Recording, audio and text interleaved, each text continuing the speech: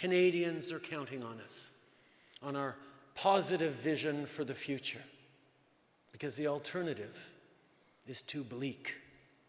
Pierre Poilievre's populism, his slogans and buzzwords are not serious solutions to the serious challenges we're facing. Est-ce que le populisme de Pierre Poilievre va vous faire voir un médecin plus rapidement? Est-ce que ces coupures vont aider un jeune à trouver un logement? Est-ce que ces slogans vont créer plus d'emplois dans nos communautés? Non, parce qu'il n'a pas de plan sérieux. Dire aux gens d'investir dans les cryptos pour éviter l'inflation, courtiser des groupes anti-femmes sur YouTube,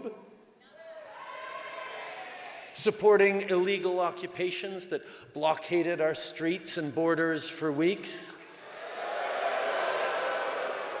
parroting the talking points of the gun lobby, partnering with a group that said it was a myth that residential schools robbed Indigenous children of their childhood,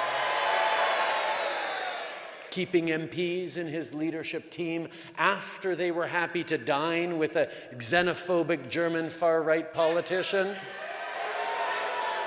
That's the exact opposite of responsible leadership.